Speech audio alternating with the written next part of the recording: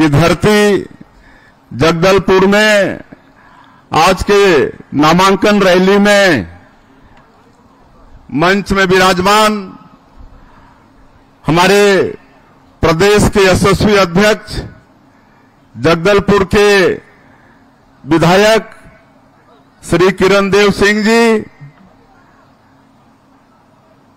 हमारे छत्तीसगढ़ प्रदेश के प्रभारी और चुनाव के भी प्रभारी संगठन के शिल्पी, बिहार सरकार में कैबिनेट मंत्री आदरणीय श्री नितिन नवीन जी, मंच में विराजमान सुश्री लता उसेंडी जी, राष्ट्रीय उपाध्यक्ष भारतीय जनता पार्टी और कोंडागांव से विधायक, हमारे छत्तीसगढ़ सरकार के उप मुख्यमंत्री श्री अरुण साहू जी, उप मुख्यमंत्री श्री विजय शर्मा जी, हमारे छत्तीसगढ़ सरकार के मंत्री श्री रामविचार नेताम जी, आपके इस बस्तर के सपूत छत्तीसगढ़ सरकार के मंत्री श्री केदार कश्यप जी और बस्तर क्लस्टर के प्रभारी पूर्व मंत्री और विधायक श्री अजय चंद्राकर जी,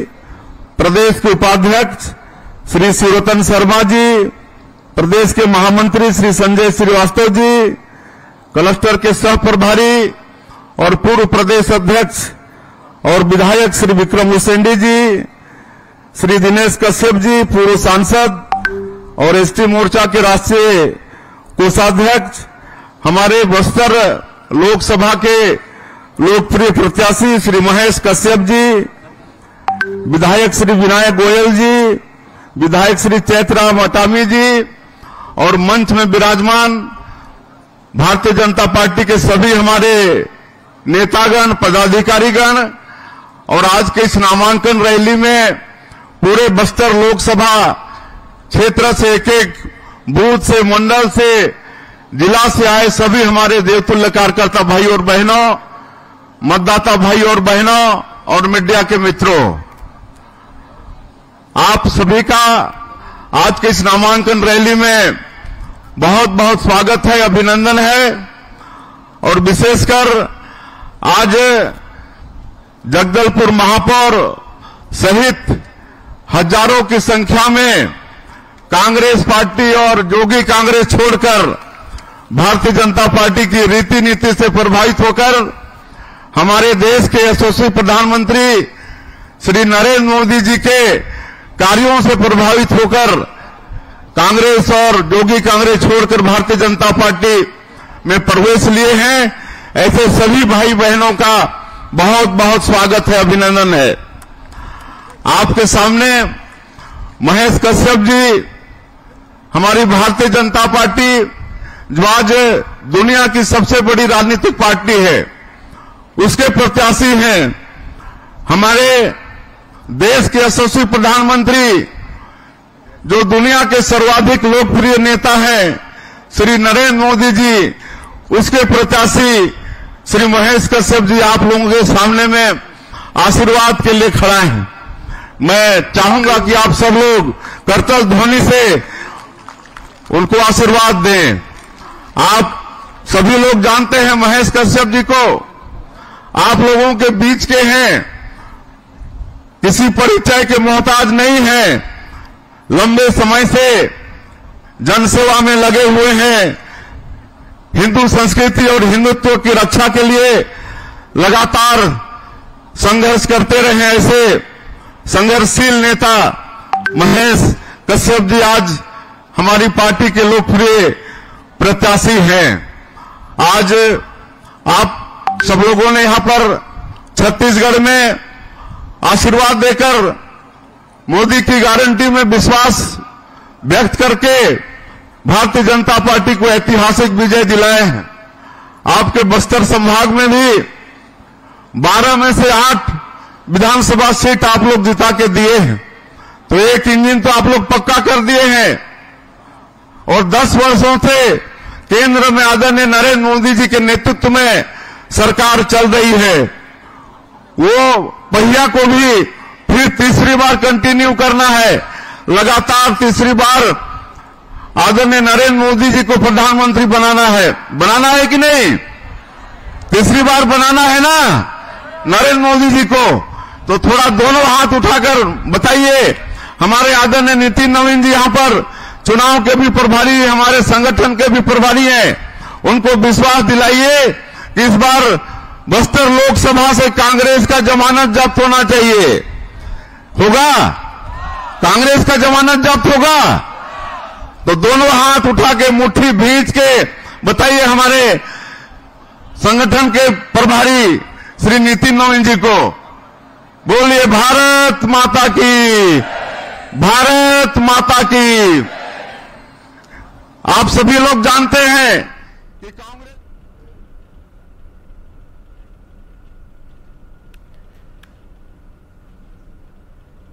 और जगदलपुर में कांग्रेस को बड़ा झटका, महापौर सफिरा साहू बीजेपी में शामिल। पीडब्ल्यूडी सभापति समेत 7 पार्षद भी शामिल हुए बीजेपी में। दरअसल सैकड़ों कांग्रेसी अब भारतीय जनता पार्टी के हो गए। चित्रकूट विधानसभा के कई कांग्रेसी बीजेपी में शामिल हुए। अभी अभी जानकारी मिली कि महापौर सफिरा साहू बीजेपी ज्वाइन कर चुकी। पीडब्ल्यूडी सभापति जहां 7 पार्षद भी बीजेपी में शामिल हुए हैं। लोकसभा चुनाव से पहले बड़ा एक और झटका कांग्रेस पार्टी के लिए। बड़ी समस्या यह बनती जा रही है, कांग्रेस पार्टी के धड़ाधड़ नेता छोड़कर बीजेपी या अन्य पार्टियों में जा रहे हैं।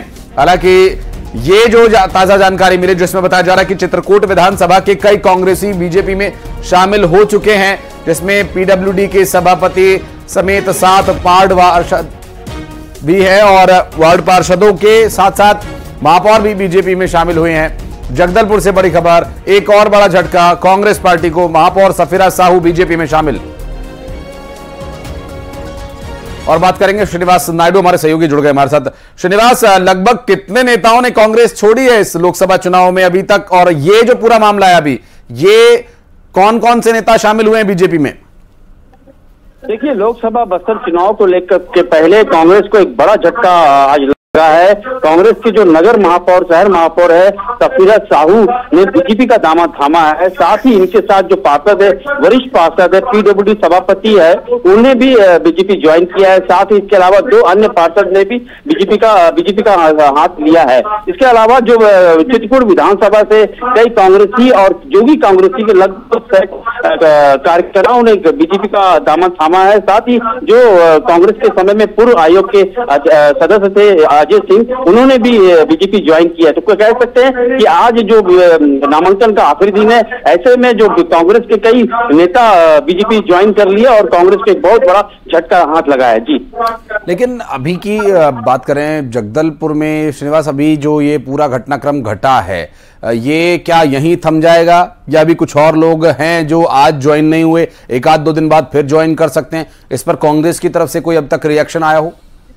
देखिए, कांग्रेस की ओर से अभी तक तो कोई रिएक्शन नहीं। हाँ, ये जरूर इस मामले पर जब पूर्व मुख्यमंत्री भूपेश बघेल कल पहुंचे थे तो उनसे ये सवाल भी किया गया था। उन्होंने कहा कि जो कांग्रेस के जो लोग हैं वो भाजपा के दबाव में कांग्रेस छोड़कर बीजेपी ज्वाइन कर रहे। रही बात कांग्रेस की, कई कांग्रेसी ऐसे हैं जो बीजेपी अभी भी जा सकते हैं। तो कई कांग्रेसियों का जो संपर्क है बीजेपी के नेताओं से लगातार बना हुआ है। लेकिन चुनाव के पहले जो पीसीसी अध्यक्ष दीपक बैज, कवासी लखमा, इन पर नजर बनाया कि कोई भी कांग्रेसी छोड़ कर न जाए। लेकिन महापौर का कांग्रेस छोड़कर बीजेपी में आना ये बहुत बड़ा झटका है कांग्रेस के लिए। लेकिन कुछ इच्छाएं तो होती ही हैं श्रीनिवास, अगर ये नेता बीजेपी में आ रहे हैं तो क्या ये लोकसभा चुनाव में ही बीजेपी की तरफ से अपना भविष्य देख रहे हैं? क्योंकि बीजेपी ने तो सभी सीटों पर उम्मीदवार घोषित कर दिए हैं, या सिर्फ विचारधारा ही कारण है?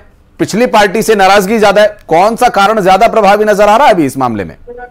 देखिए, इस सबसे पहले बात है कि नाराजगी, ये सबसे बड़ा चीज है कि कांग्रेस में जो नेता है, बड़े नेता, उनसे जो कांग्रेस जो छोटे कार्यकर्ता वो काफी नाराज थे। क्योंकि चुनाव के पहले और चुनाव के बाद जब सरकार बनी तो छोटे कार्यकर्ताओं की पूछ परख नहीं होती थी। जगदलपुर विधानसभा में जो विधायक के जो कैंडिडेट थे, उनका समर्थन देने के लिए कार्यकर्ता आगे बढ़ रहे थे। तो बड़े नेताओं ने भी इनको खींचने की ओर खींच रहे थे ताकि जो इनके समर्थन में ना जाए। ऐसे में जो कार्यकर्ता जो काफी स्वाभाविक है। श्रीनिवास, बहुत शुक्रिया आपका इस पूरे मामले पर जानकारी देने के लिए।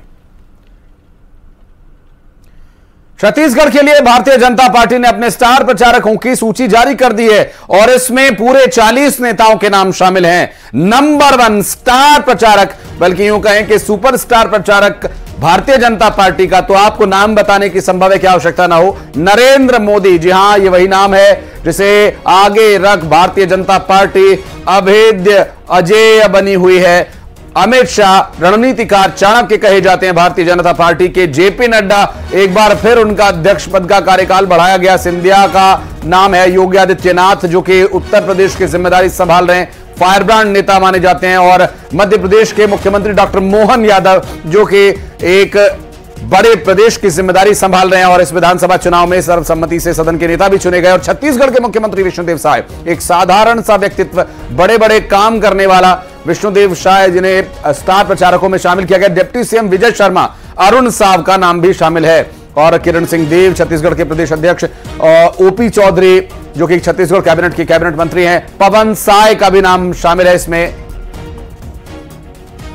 अभिषेक शुक्ल हमारे साथ जुड़ गए, हमारे साथ डेप्यूटी एडिटर। अभिषेक, बीजेपी की जो स्टार प्रचारकों की सूची है उसमें 40 नाम शामिल है, लेकिन वो शुरू तो हो रही है, खत्म नहीं हो रही है।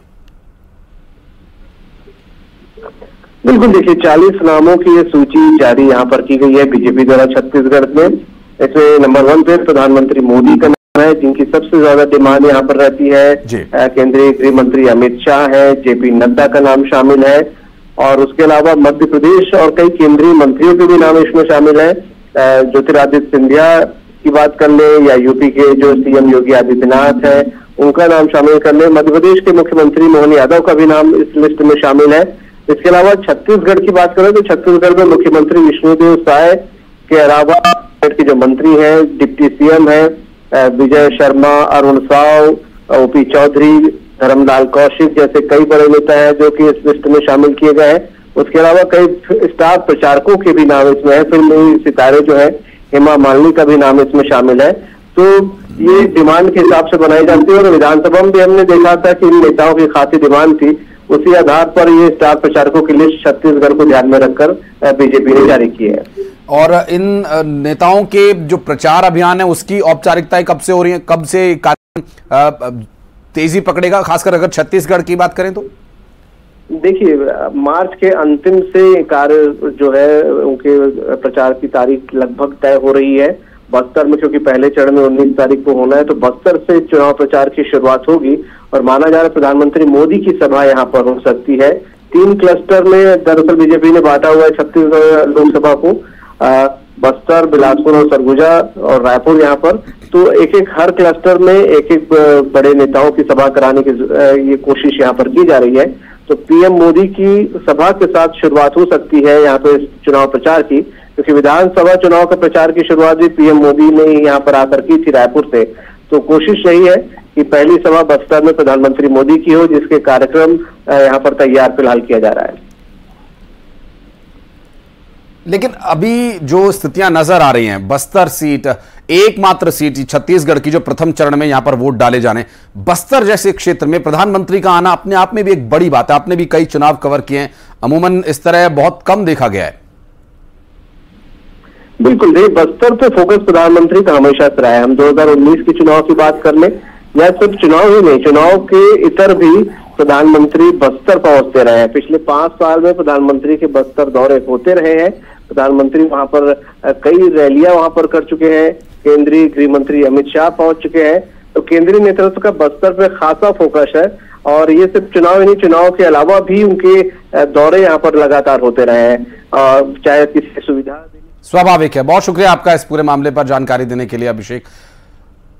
और बढ़ते आगे, छिंदवाड़ा से बड़ी खबर, बीजेपी प्रत्याशी विवेक बंटी साहू ने अपना नामांकन भर दिया। बीजेपी की जीत का दावा करते हुए कहा कि इस बार छिंदवाड़ा में बीजेपी निश्चित जीत दर्ज कराएगी। विवेक बंटी साहू विधानसभा चुनाव में कमलनाथ के खिलाफ, इस लोकसभा चुनाव में नकुलनाथ के खिलाफ चुनाव लड़ रहे हैं और लगातार भारतीय जनता पार्टी के आदेश का पालन एक अनुशासित कार्यकर्ता की तरह उनका यह कहना है। हालांकि इस नॉमिनेशन से पहले कई तरह की चर्चाएं हैं। अब देखना होगा कि जनता जनार्दन विवेक बंटी साहू को छिंदवाड़ा में स्वीकार करती है या नहीं, क्योंकि ये नाथ परिवार का गढ़ माना जाता है। पहले लंबे समय तक कमलनाथ और अब नकुलनाथ को स्वीकार कर रही है यहां की स्थानीय जनता।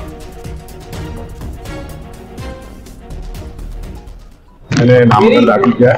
अभी हमारे प्रदेश के यशस्वी मुख्यमंत्री माननीय डॉक्टर हमारे प्रदेश के एसपी और शुभंकर प्रदेश अध्यक्ष सम्मानीय बीडी भाई साहब जी, हमारे कैबिनेट मंत्री श्री कैलाश भाई साहब, राजू भाई साहब भी आ रहे हैं और एक बड़ी सभा होगी, उनके साथ भी आकर मैं नामांकन दाखिल करूंगा। और मैं सौभाग्यशाली हूँ कि मुख्यमंत्री जी और प्रदेश अध्यक्ष जी इस अवसर पर आ रहे हैं। तो यह दिखाता है कि भारतीय जनता पार्टी में छोटे से छोटे कार्यकर्ता के प्रति किस तरीके से प्यार रहता है और उनके साथ में पार्टी पूरी खड़ी है। तो इस बार छिंदवाड़ा में बीजेपी की जीत निश्चित है, विवेक बंटी साहू का दावा। भारतीय जनता पार्टी के उम्मीदवार विवेक बंटी साहू नामांकन करने के लिए पहुंचे थे और उन्होंने अपना नामांकन पत्र दाखिल किया है। नकुलनाथ से उनका मुकाबला है। इस बार छिंदवाड़ा में बीजेपी की जीत का दावा एक बार फिर वो कर रहे हैं। बहरहाल देखना होगा कि जनता जनार्दन किसे स्वीकार करती है।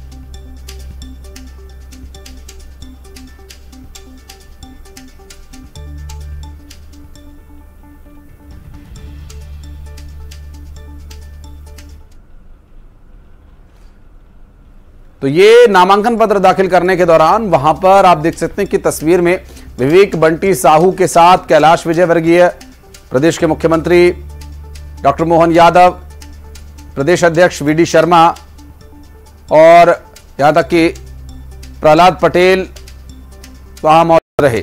तो एक बड़ा सपोर्ट, और इस सपोर्ट का उन्हें कितना लाभ मिलेगा, क्योंकि बड़े चेहरे पहुंचे थे विवेक बंटी साहू का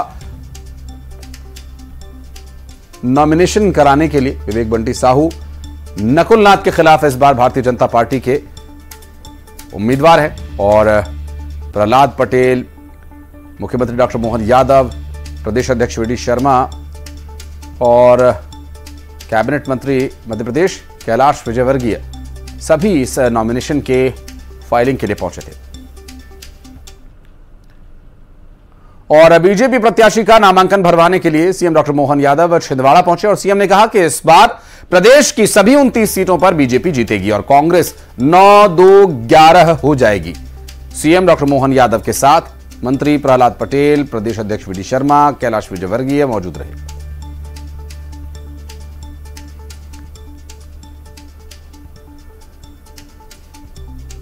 आपको बता दें कि इस तस्वीर में आप देख सकते हैं कि 4 बड़े नेता विवेक बंटी साहू को लेकर पहुंचे थे उनका नॉमिनेशन फाइल करवाने के लिए छिंदवाड़ा में। इस बार कमलनाथ के बेटे नकुलनाथ के खिलाफ, कांग्रेस पार्टी के प्रत्याशी नकुलनाथ के खिलाफ भारतीय जनता पार्टी के प्रत्याशी विवेक बंटी साहू मैदान में है और चुनावी जंग में वो लड़ने के लिए तैयार है। इस बार जीत का दावा कर रहे हैं। भाजपा की 29 की 29 लोकसभा सीट जीतने का संकल्प लेके आए। उसमें 2019 में एकमात्र सीट छूटी थी और निश्चित रूप से जिस प्रकार का वातावरण दिखाई रहा है यशस्वी प्रधानमंत्री के लिए आपकी बार 400 पार और मध्य प्रदेश की 29 की 29 सीटें, अंग्रेजी में 29 2 और 9 को मिला के बनती और हमारे इधर से 9 और 2 11 करना कांग्रेस को। बहुत बहुत धन्यवाद।